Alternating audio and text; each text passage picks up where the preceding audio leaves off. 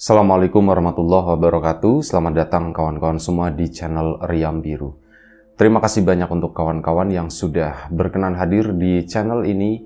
Dan pada episode kali ini ada satu cerita datang dari Mbak Sinta di Klaten. Mbak Sinta bercerita tentang satu pengalaman horor yang pernah dialaminya. Itu kejadiannya awal tahun 2000-an. Mbak Sinta sendiri itu adalah anak pertama dan dia punya seorang adik laki-laki, dan waktu itu usianya Mbak Sinta udah usia remaja ya. Dan Mbak Sinta itu tumbuh di keluarga yang sebelumnya itu nggak baik-baik saja. Jadi bapaknya itu agak sedikit bermasalah. Bapak itu punya hobi suka minum dan suka judi gitu ya, dengan teman-temannya yang ya sepergaulan seperti itulah. Ya beberapa kali dibikin malu dengan ulah bapaknya tersebut, tapi ya Mbak Sinta mau gimana lagi. Boleh dibilang dia itu udah lah terserah bapak mau kayak gimana gitu ya. Yang jadi fokus Mbak Sinta, udah aku punya ibu yang baik, ibu yang selalu jadi korban waktu itu ya. Dan hari-hari pun terasa berat sampai pada suatu hari itu begini. Ibunya Mbak Sinta jatuh sakit. Cuman ya sakitnya sakit awal-awal gitu ya. Sakitnya itu bukan sakit yang parah banget gitu, enggak. Awalnya itu cuman demam, kelelahan seperti itu ya. Bapak pun pulang gitu ya, misal sore hari, terus bilang, "Ibu mana?" gitu kan, ditanya. Bapak pulang dari kerja itu masih kondisi normal gitu ya. Jadi bapak itu di siang hari itu menjadi seorang bapak yang bertanggung jawab. Memang bekerja, menafkahi dan sebagainya. Tapi nanti udah malam hari bapak itu udah jadi orang yang berbeda gitu ya. Pulang sebentar, malam begadang ya kayak gitu. Sama komunitasnya yang begitu-begitulah. Nanti pulang jam 12, jam 1 pagi dalam kondisi sempoyongan. Meracau dulu gitu ya. Baru nanti sekitar 10 menit baru bapak tertidur. Ya, hal itu tentu saja bikin nggak nyaman keluarga. Tapi ya mau gimana lagi gitu ya. Memang bapak itu seperti itu, dan hal itu udah terjadi bertahun-tahun. Nah, ini ibunya Mbak Sinta kan lagi sakit. Bapak itu pulang. "Ibu mana?" "Ibu sakit, Pak," gitu kan. Dalam kondisi normal bapak ya. "Loh, sakit apa?" gitu kan. Dalam kondisi normal bapak itu sebenarnya orang yang baik. Secara ini tuh bapak orang baik gitu ya. Cuman kadang itu kalau penyakitnya tuh lagi kumat, ya begitulah, jadi orang yang sangat menyebalkan. Nah, ini bapak langsung nengok ke kamar, nanya dengan lembut gitu ya, "Bu, ibu sakit apa?" gitu ya. "Udah tahu Pak, ibu nggak enak, badannya tuh begini-begini," gitu ya. "Oh ya sudah, udah minum obat belum?" tanya bapak. "Udah Pak tadi." "Oh ya wis." Udah kan bapak normal gitu ya, bapak baik gitu ya. Bapak mandi dan sebagainya sampai malam hari. Tetap meskipun ibu sakit, bapak itu keluar. Ya keluar sekitar jam 8, jam 9 malam gitu ya. Mbak Sinta waktu itu pun sempat ngomong sebagai anak pertama. Adiknya si Mbak Sinta itu namanya Rafli. Nah, si Mbak Sinta itu ngomong, "Pak mau kemana Pak? Istirahat dulu gitu ya. Libur dulu." "Kenapa Pak? Ibu kan lagi sakit." Nah, kata bapaknya, "Wah yang ini nggak bisa libur, sama aja kayak kerja. Kerja kalau libur nanti kalian makan apa?" gitu kan. Bapak bilang begitu. Ya udah, akhirnya keluar aja gitu ya. Mbak Sinta pun kesel gitu ya. Ibu lagi sakit, malah ini kelayapan begitu. Kalau misalnya ada apa-apa bagaimana gitu ya, kata si Mbak Sinta. Malam itu dilewati ya dengan sempurna, biasa aja seperti biasa. Ibu pun bisa istirahat meskipun beberapa kali itu terbangun. Minta tolong sama Mbak Sinta, "Sin, anterin ibu ke belakang," gitu ya. Ya Mbak Sinta pun akhirnya terbangun dan nganterin ibu dan sebagainya. Itu malam pertama. Keesokan paginya ibu belum kunjung sembuh. Ya kayak gitu teruslah, intinya tuh masih sakit, belum ada perbaikan. Bahkan ibu itu ngerasa badannya tuh makin lemas ya. Kok makin lemas begini ya Sin ya? Ibu mau ke dokter atau mau ke puskesmas atau apa? "Lah ndak usah," kata ibunya tuh begitu, "ndak usah lah." Ya wes, akhirnya sudah kan Mbak Sinta pun nurut sama ibu dan melihat ya ini sakit baru sehari 2 hari, ini kan masuk hari kedua. masih dibawa tenang lah. Bapak pun pulang sore seperti itu, seperti biasa, tetap malamnya itu kelayaban. Dan hari ketiga, ibu itu benar-benar terbaring waktu itu. Saat mau ke belakang aja, misal ke toilet itu, aduh, Mbak Sinta itu udah mulai cukup kerepotan karena harus megangin ibu. Kalau nggak dipegangin itu nanti gentoyoran begitu ya. Ibu kok nggak sembuh-sembuh ya, ibu kok seperti ini. Dan akhirnya apa? Hari itu bapak kan bekerja. Nah, Mbak Sinta ngurusin ibunya. Ini sampai apa? Mbak Sinta kan masih sekolah ya waktu itu, sekolah SMA. Sekolahnya tuh libur dulu. Bolos tanpa surat, tanpa apa gitu. Dan akhirnya udah sore itu bapak pulang. Mbak Sinta pun cerita, Pak, ibu kondisinya seperti itu, Pak. Seperti itu gimana sih? Ya tambah lemes, Pak, gitu kan. Akhirnya bapak langsung lari ke sana menunjukkan itu kepeduliannya, itu kelihatan banget. Bapak terlihat panik atau apa gitu. Terus ke sana, Bu, gimana, Bu? Dipijit-pijitin ibunya Mbak Sinta tersebut. Mbak Sinta sendiri berpikir gitu ya, barangkali bapak itu mau marah-marah lagi atau apa. Soalnya pernah dulu itu kayak gitu. Ya memang kondisinya ibu nggak sakit dan ibu waktu itu ngegas gitu ya. Dan bapak mungkin kepancing ya. Kondisi lagi setengah sadar, lagi mabuk gitu kan. Akhirnya ya begitu ibu jadi korban lah. Nah ini di kondisi bapak yang tanda kutip waras itu datang ke sana menunjukkan kepeduliannya. Ibu pun dipijitin kayak gitu ya, ditemenin, diajakin ngobrol, dibecandain dan yang macam-macam. Mbak Sinta pun dalam hati seneng, seandainya bapakku kayak gini tuh 24 jam gitu ya.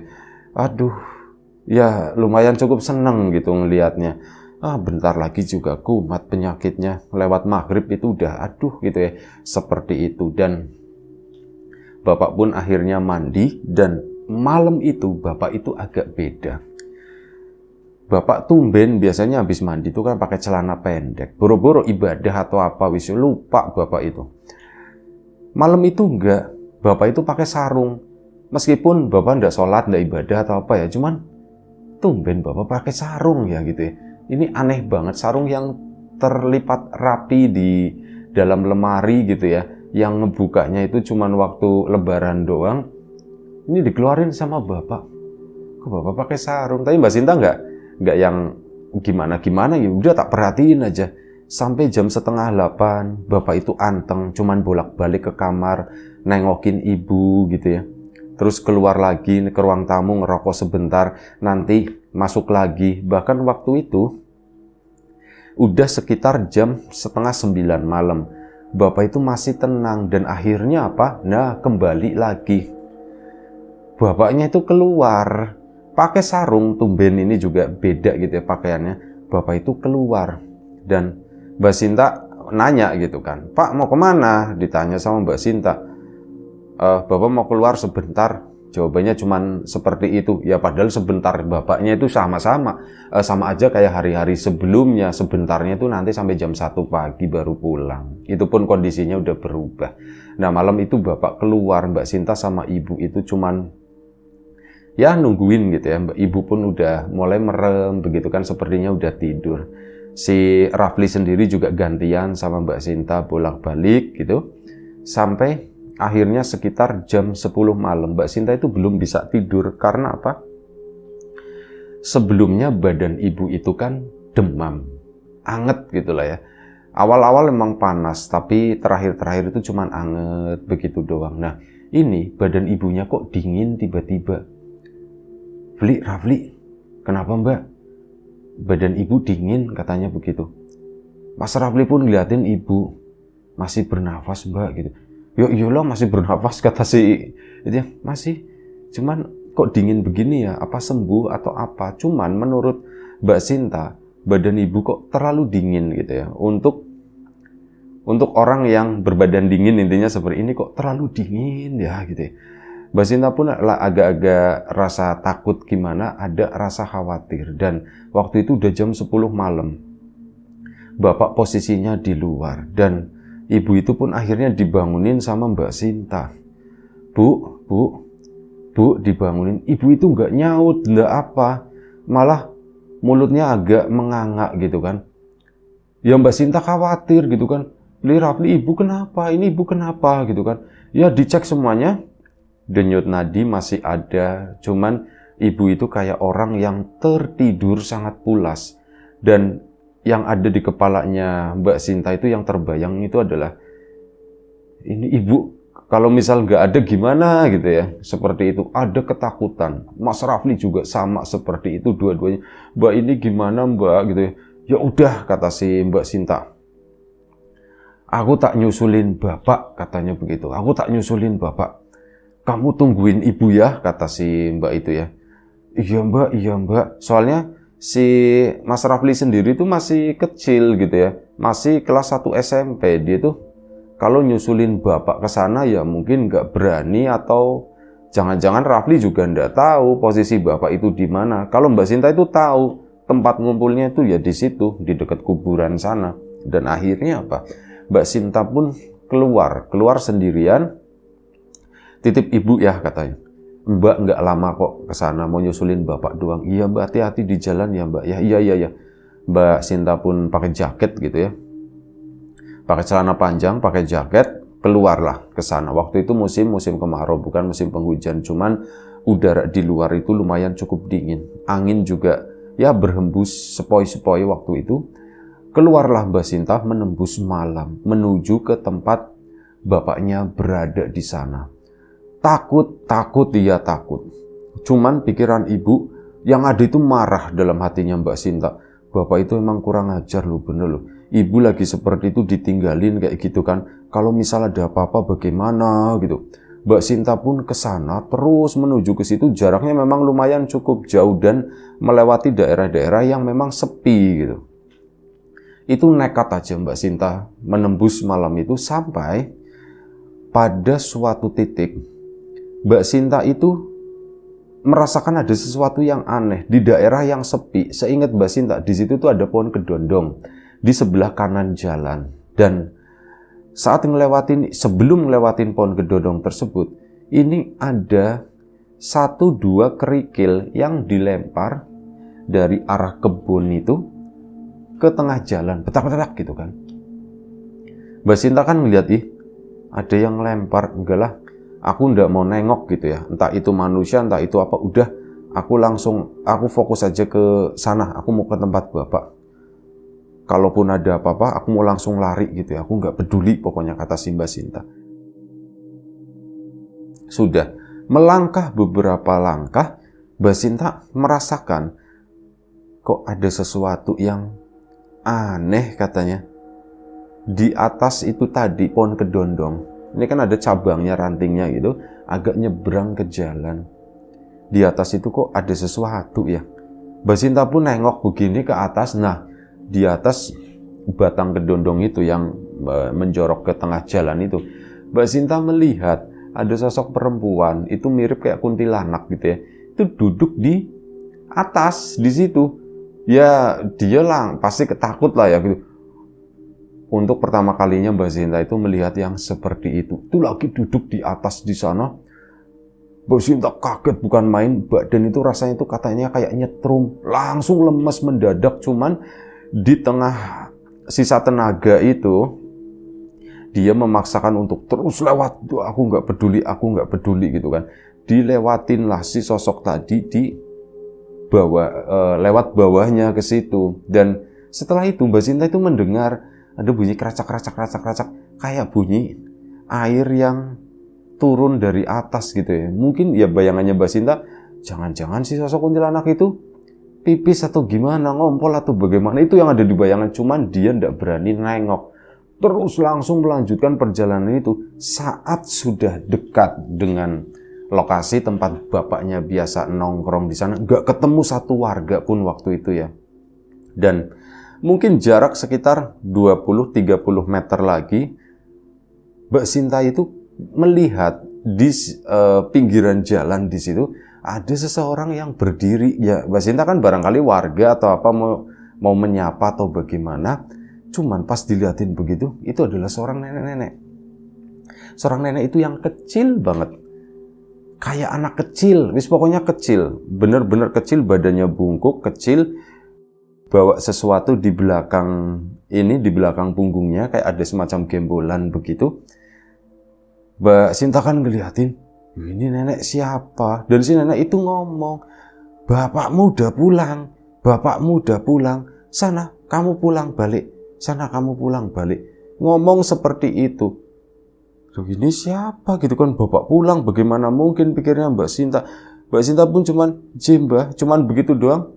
Terus melanjutkan ke sana, melanjutkan ke tempat bapaknya. Sampai si nenek itu, udah tak bilangin, bapakmu udah pulang, ngapain kamu kesini? Malah ngeyel, kata si mbahnya.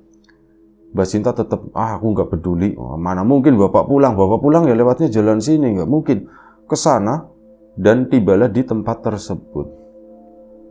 Saat tiba di tempat itu, tempatnya sepi, nggak ada siapapun doh. Tempatnya sepi, nggak ada siapa-siapa. Lampunya memang nyala gitu ya, cuman nggak ada siapapun. Akhirnya Mbak Sinta, apa beneran bapak udah balik ya? Udahlah. Akhirnya apa? Mbak Sinta pun balik lagi. Bapak kemana sih pak? Pak pulang pak. Lewatin situ lagi, si nenek itu masih ada di sana.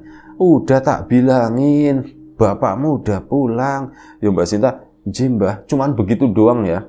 Pikiran itu kebagi. Aku nggak mau ngurusin si mbah ini, aku tuh lagi nyari bapak. Ya katakanlah bapak pulang, ya udahlah, aku ke rumah gitu ya.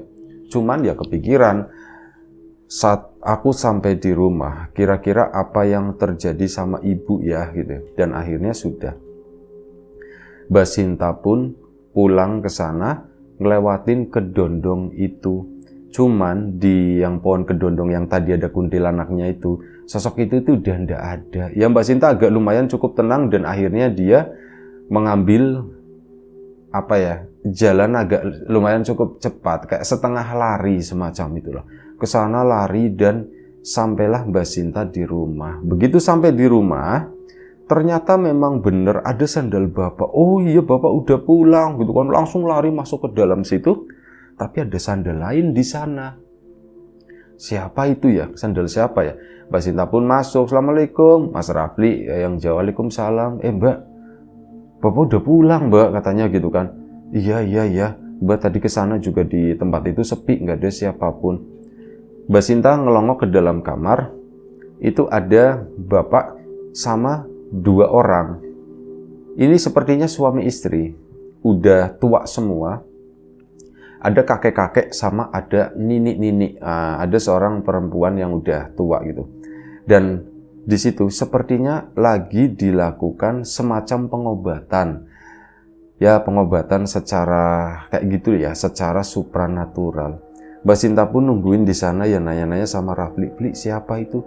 Udah tahu itu bapak yang bawa. Jadi nggak lama setelah Mbak Sinta keluar, bapak itu pulang ke sini dan ternyata bapak keluar tadi itu manggil orang ini mbak gitu. Oh begitu, jadi bapak nggak ke sana? Kayaknya sih enggak mbak, soalnya nggak lama setelah Mbak Sinta keluar, udah bapak itu balik gitu ya. Oh tahu-tahu gitu, aku nggak keluar tadi ya, nggak perlu mbak. Aku tadi ngeliat kuntilanak, kata si Mbak Sintanya gitu. Masa mbak, di mana mbak? Kamu tahu yang pohon kedondong? Enggak, aku nggak tahu mbak sebelah mana. Pokoknya di situ sama yang di deket ini itu ada nenek-nenek. Itu yang ngasih tahu mbak, bapak udah pulang, bapakmu udah pulang. Begitu, Fli. Jangan-jangan nenek itu juga setan juga kali mbak. Ya mungkin lah katanya, kata si Mbak Sinta ya.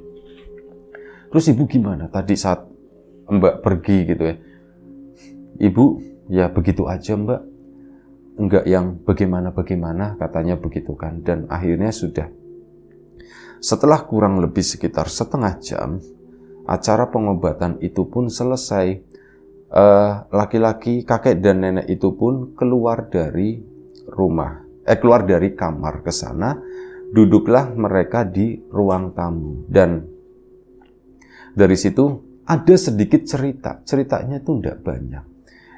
Udah enggak apa-apa, istrimu, ibumu gitu ya, itu enggak apa-apa, besok juga sembuh, katanya begitu.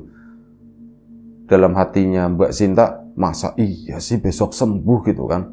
Akhirnya udah diem aja Mbak Sinta kan, karena ngobrolnya sama bapak. Bapak pun terima kasih. Dan akhirnya bapak memang nggak lama ngobrol di sana gitu kan. Ya bapak terima kasih dan sebagainya.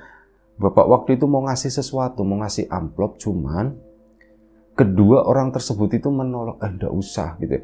Dalam hatinya Mbak Sinta, ini tuh drama biasa gitu ya, pura-pura, saya enggak usah, tapi tetap diambil gitu ya. Tapi beneran kali ini tuh mereka tuh nolak, enggak, dan ini kami mau pulang katanya. Mau pulang, Mbah katanya. Iya kami mau pulang, permisi, kami permisi dulu, udah enggak apa-apa, istrimu tenang aja, enggak apa-apa.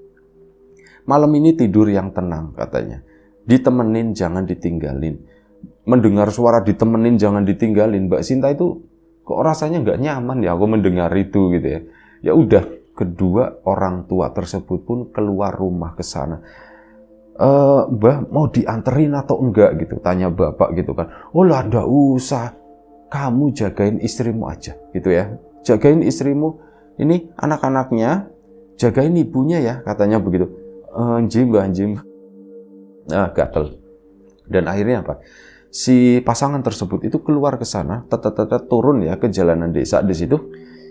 Mbak Sinta penasaran kan, kemana sih arahnya gitu. Nah arahnya itu sama ke arah tempat bapak main judi ke situ, arah kiri. Nah begitu keluar Mbak Sinta tuh nyusul ke sana, baru beberapa detik lah, sedilongok tuh nggak ada pasangan itu. Pak, udah ndak ada Pak katanya. Ya sembuhlah, bapak itu nggak terlalu ngurus itu ya. Langsung masuk ke dalam nemenin ibunya Mbak Sinta. Sebelumnya kan dia megang ibu itu badannya tuh dingin banget. Nah ini sekarang dipegang, ibunya itu badannya tuh mulai hangat. Dan sekitar jam 12 malam Mbak Sinta nggak bisa tidur waktu itu ya. Jam 12 atau jam setengah 1 pagi, ibu terbangun. Begitu terbangun melek begitu kan. Jam berapa ini? Jam setengah 1 pagi, Bu. Loh, kok kalian belum tidur? Ditanya sama ibu. Enggak apa-apa, Bu, kata Mbak Sinta. Cuma pengen nemenin ibu aja. Enggak apa-apa, tidur aja. Ibu lapar, katanya begitu kan. Begitu lapar. Loh, ibu lapar, Bu. Ibu mau makan apa? Seadanya, kata ibu begitu kan. Bu, ada tahu. Aku angetin sebentar ya, katanya. Iya. Akhirnya Mbak Sinta ambilin ini makanan, tahu, lauknya begitu ya. Akhirnya disuapinlah ibunya tadi. Malam itu udah kerasa, udah kelihatan. Ibu itu mulai membaik dan ibu malam itu juga cerita. Pak, Bapak enggak keluar Pak malam ini, ditanya begitu. Enggak Bu, Bapak enggak mau keluar lagi, katanya begitu, ngomong seperti itu. Dalam hatinya Mbak Sinta, alah sekarang ngomong begitu, besok juga lupa kumat lagi, pikirnya Mbak Sinta, cuman dalam hati. Ya sudah, ibu pun senyum aja terus kan. Dan akhirnya apa, si Mas Rafli itu yang nyeplos, Pak, kenapa Bapak ndak keluar lagi Pak, gitu kan. Ditanya begitu dengan lugunya ya. Jadi ada yang aneh, kata bapak itu bilang begitu. Aneh kenapa Pak? Itu kan ditanya sama Mas Rafli lagi. Aneh kenapa Pak? Nggak tahu, cuman perasaan bapak atau bagaimana. Bapak terakhir di sana itu, ibumu datang, katanya begitu kan. Ibu datang Pak. Iya, ibumu datang. Loh, ibu kan lagi sakit di sini. Ya Anda tahu, bapak itu juga cuman perasaan atau bapak lagi menghayal atau bagaimana gitu ya. Bapak itu ngelihat ibu katanya. Ya terus gimana Pak? Oh cuman bapak nggak enak ceritanya. Oh ceritain aja Pak. Oh Mbak Sintanya gitu kan mulai ngegas. Pak ceritain aja. Mau cerita. Kalau mau cerita, kalau enggak ya enggak, katanya. Kesel gitu Mbak Sintanya. Tapi akhirnya bapak pun cerita. Jadi bapak waktu itu lagi main sama itu teman-teman bapak. Tiba-tiba ibumu datang, katanya. Ibu datang ke situ Pak. Iya, ya di penglihatannya bapak seperti itu, cuman ibu itu datang pakainya pocong, katanya, kata si bapaknya begitu. Oh gimana ceritanya ibu datang pakainya pocong? Padahal dalam hatinya Mbak Sinta itu juga satu pemandangan yang sangat menakutkan gitu ya. Melihat ibunya dibungkus seperti itu menakutkan. Dan ya mungkin mengerti perasaan bapak waktu itu. Ibumu dibungkus pocong, terus apa? Bapak pura-pura nggak ngelihat aja, malah duduk di samping bapak coba. Di situ terus Terus gimana Pak? Ibu mulai nanya gitu kan. Terus ya ibu bilang, Pak pulang Pak itu. Dan saat ngomong itu ibunya niruin, mereka tuh bersuara bareng. Bapak lagi niruin, si ibunya pun sama, Pak pulang Pak. Udah Pak, udah capek, kata si itu ya. Kata si ibu itu bilang begitu. Ya anak-anak kan pada ngangak semua sih Mbak Sinta, Mas Rafli. Kok bapak sama ibu bisa bareng sih? Ibu juga kayaknya mimpi seperti itu, kata si ibunya. Ibu mimpi seperti itu, Bu. Jangan-jangan ibu beneran pergi waktu itu. Cuma kan ibu jangan, ibu, bapak kan lihatnya seperti itu. Ya enggak tahulah apa yang terjadi waktu itu. Dan semenjak saat itu, Bu, bapak minta maaf, kata itu ya. Bapak janji, bapak enggak akan keluar lagi. Mbak Sintanya langsung, alah, cuman begitu Mbak Sintanya. Ya, kata ibunya Sinta, jangan begitu, gitu ya, jangan begitu. Beneran, bapak enggak begitu lagi. Bapak janji gitu ya, bapak janji enggak begitu lagi. Dan malam itu alhamdulillah semuanya itu ya semuanya tuh kayak merenung begitu ya. Baik ibu, bapak, Mbak Sinta, termasuk cerita itu tadi, apa sih yang sebenarnya terjadi ya? Kok hari ini aku begitu banyak mendapatkan atau bersinggungan dengan hal-hal yang sifatnya tuh mistis. Dari melihat sosok kuntilanak di atas itu ya, dahan pohon kedondong. Terus ketemu nenek-nenek yang aku nggak kenal itu siapa. Dan nenek itu tuh terlalu kecil untuk orang normal. Terus ya ini cerita bapak ibu sama Bapak baru ingat, itu yang ngobatin ibu itu siapa Pak? Gitu kan ditanya. Bapak juga nggak tahu. Bapak itu tadi keluar. Bapak mau ke sana apa mau? Enggak, Bapak waktu itu enggak. Kan kemarin itu udah didatengin sama ibumu. Bapak keluar malam ini tuh waktu itu bukan untuk seperti itu. Bapak tuh mau nanya-nanya. Barangkali ada orang pinter siapa gitu. Bapak ketemu sama itu di tengah jalan, langsung ditembak. Istrimu lagi sakit kan? Loh, Bapak kok tahu? Iya, ayo menuju ke rumahmu sana. Ya udah ya Bapak pun langsung begitu gitu kan. Bapak juga nggak kenal itu siapa. Makanya Bapak bingung, kok bisa seperti ini? Ya sudah, malam itu semua cerita terlengkapi sudah gitu ya. Cuman mengenai di balik itu gitu ya, kenapa bisa terjadi semacam itu, Mbak Sinta sendiri tidak pernah tahu alasannya kenapa gitu ya. Kok serangkaian kejadian-kejadian aneh dan alhamdulillah ibunya sembuh, bapaknya pun sikapnya berubah 180 derajat, sama sekali nggak pergi lagi gitu ya. Bapak yang aku keselin, yang aku sebelin, sekarang benar-benar menjadi bapak yang aku sayang gitu ya. Sampai Mbak Sinta tuh ngomong, Pak terima kasih ya Pak ya, Bapak udah berubah. Ya sih nggak usah bilang begitu katanya. Loh kenapa emang Pak? Oh barangkali nanti Bapak berubah lagi. Awas ya Pak ya, awas ya. Begituin sama Mbak Sinta. Dan ya alhamdulillah kehidupan itu tuh mulai membaik gitu ya. Ibu pun sembuh, Bapak pun kembali normal, dan ya Mbak Sinta pun akhirnya tumbuh dengan Mas Rafli ya di keluarga yang sekarang kondisinya tuh membaik. Itu aja, terima kasih banyak Mbak Sinta atas ceritanya. Kawan-kawan di rumah juga terima kasih banyak atas support dan dukungannya, apapun itu, kawan-kawan subscriber, kawan-kawan membership, kawan-kawan yang udah kasih support dalam bentuk super thanks stiker yang biru, terima kasih banyak. Kawan-kawan yang udah ngasih like, udah nge-share ke yang lainnya, kawan-kawan yang udah ninggalin komentar juga terima kasih banyak. Kawan-kawan yang sudah memesan bawang gorengnya Wiji, tentu saja terima kasih banyak. Yang belum sempat memesan, ditunggu pesanannya. Yang sudah mampir di channel Lapak Horor, tak lupa terima kasih, doa terbaik dari kami untuk kawan-kawan semua. Semoga selalu diberi kemudahan dalam hal apapun, termasuk kemudahan dalam hal rizki. Yang sakit segera diberi kesembuhan, yang sehat tetap dijaga kesehatannya. Sampai jumpa di episode selanjutnya. Riam Biru, jaga kesehatan kawan-kawan. Assalamualaikum warahmatullahi wabarakatuh.